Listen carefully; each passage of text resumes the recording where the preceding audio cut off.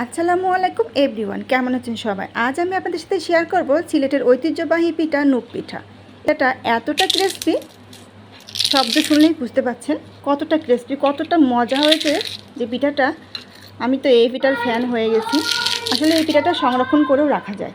তো চলুন দেখা যাক পিঠাটা কীভাবে তৈরি করতে হবে। এখানে পানি গরম নিয়েছি, পানি ফুটে গিয়ে যাওয়ার পরে কিন্তু এখানে আমি লবণ দিয়ে দিয়েছি। আর লবণ দেওয়ার পরে এখানে আদা রসুন বাটা দিলাম, আর এরপরে দেব এখানে পেঁয়াজ বাটা, আর দেব কাঁচামরিচ বাটা, আর এখন দিলাম হলুদের গুঁড়া।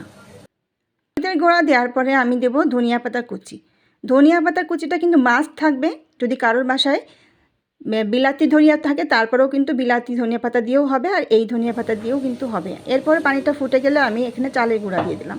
চালের গুঁড়াটা আমি এই যে সুন্দর করে ভালো করে ওই যে ফুটান্ত পানি বা মশলা দিয়ে যে পানিটা ফুটিয়ে রাখছি তার ভিতর দিয়ে এটা আমি আটার ডো করে নেব, মানে আটা মেরে নেব।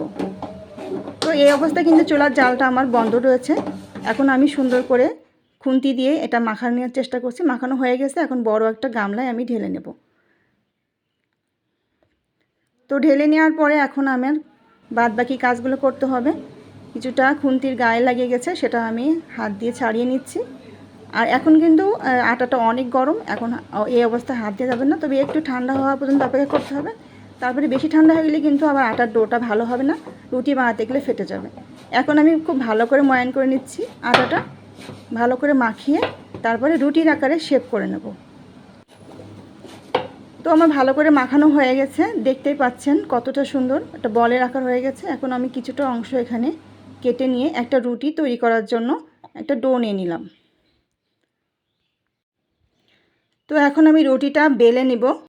তো রুটি বেলতে তো সবাই পারেন, তো আমি এখন রুটির আকারে শেপ করে নিচ্ছি।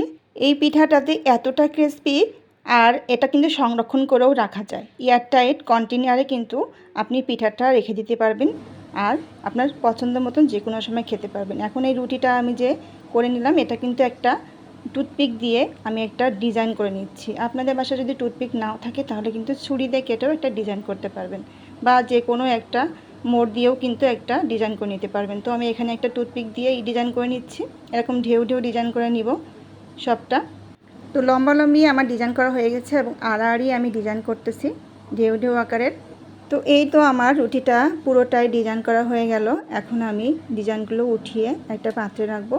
আর এই কাজটা কিন্তু আপনি অনেকগুলো একসাথে রুটি ডিজাইন করে কিন্তু পাত্রে রাখতে পারেন।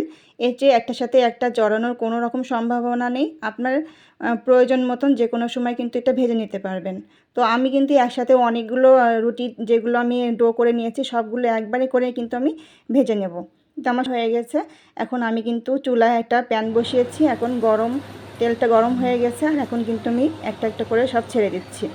তো এই পিঠাটা কিন্তু একটা সিলেটের আপুকে বানাতে দেখেছিলাম। তো বানানো দেখে আমার এতটা লোভ লেগেছিল যে আমি ভাবছিলাম এই পিঠাটা বানাবো এবং আমি আপনাদের সাথে শেয়ার করব। আর আমি খেয়েও দেখব যে আসলে কতটা ক্রিস্পি আর কতটা মজা হয়েছে পিঠাটা। আসলে এতটা মজা হয়েছে, আমি মনে হয় এর আগে কোনো পিঠা আমি এতটা মজা পাইনি। আর এতটা ক্রিস্পি মনে হচ্ছে যে সত্যি সত্যি আমি একটা চিপস খাচ্ছি। আর এর সাথে যদি কেউ ম্যাগি মশলা মিশিয়ে একটু ছিটিয়ে খেতে পারেন তাহলে তো আরও বেশি মজা লাগবে। আর মাস্ট কিন্তু এখানে ধনিয়া পাতাটা থাকবেই, ধনিয়া পাতার যে একটা ফ্লেভার, আর এটা কিন্তু ধনিয়া পাতাটা না হলে কিন্তু এই পিঠার যে একটা মজা, এই মজাটা কিন্তু আসলেই পাবেন না।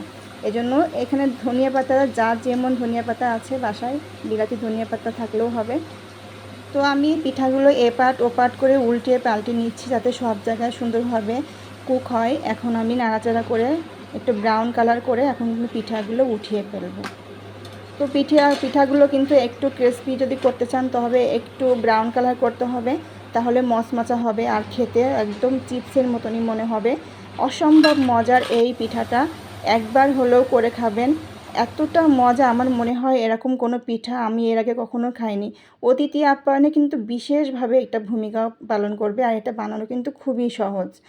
তো আমি আর কিছু ভাজা হয়ে গেল, আমার পরবর্তীতে যেগুলো ছিল সেগুলো এই যে ভাজতেছি, আর ভাজতে ভাজতে দেখেন কতটা ফুলকো ফুলকো হয়ে গেছে অনেকটা।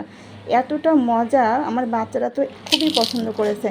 এতক্ষণ সাথে থাকার জন্য ধন্যবাদ সবাইকে। রেসিপিটা কেমন হলো অবশ্যই কমেন্টস করবেন। আর আজকে এই পর্যন্তই, দেখা হবে অন্য কোনো ভিডিওতে। ততক্ষণ ভালো থাকবেন, সুস্থ থাকবেন। আল্লাহ হাফেজ।